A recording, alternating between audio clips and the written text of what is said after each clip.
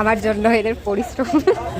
আজ এসেছি বহরমপুরে, আর এখানে এসে এই গাছটা আমার চোখে পড়ে, আর যেটা আমি ভাবলাম যে একটা ডাল ভাঙা যাক, যাই হোক। তো এইদিকে দানেশদা আর সৌভিকদার ডালটা ভেঙে দিল আমাকে, আর এইদিকে দেখো ঈশাও এসে পৌঁছে গেছে। তো আজকে আসলে আমাদের ডিস্ট্রিক্ট চ্যাম্পিয়নশিপের জন্য একটা মিটিং রাখা হয়েছিল, যেটা ছিল 28শে জুন, মানে চ্যাম্পিয়নশিপ কমপ্লিট হয়ে গেছে।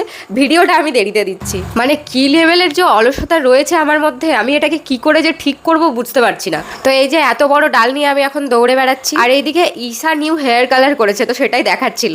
গত 2-3 দিন ধরে আমার শরীরটা ভীষণই খারাপ, যার কারণে আমি বাড়িতে থাকা সত্ত্বেও কাজ করতে পারছি না ভিডিও। তো আজকের মিটিংটা আমাদের এখানেই হবে। মিটিং টাইম দেওয়া ছিল 2টোর সময়, তবে আমরা 3-4 জনই সেই টাইমে এসেছি, এখনো বাকিরা আসেনি। তো তাদের জন্য ওয়েট করতে হবে, তারপরে আমাদের মিটিং স্টার্ট হবে। আমার ব্যাগ না, এটা অ্যাকচুয়ালি দানেশদার ব্যাগ। দানেশদার ক্যারি ব্যাগটা ধরে আছে, আমি এই গাছটা ধরে আছি। চলো।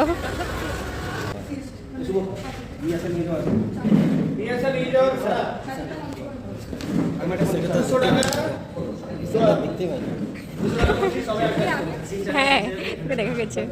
তো এদিকে মিটিং চলছিল, আর আমার ট্রেনের টাইমও হয়ে গেছে, আমাকে ক্লাস করাতে হবে, বিকেলে ক্লাস আছে, সো আমাকে বেরোতে হবে।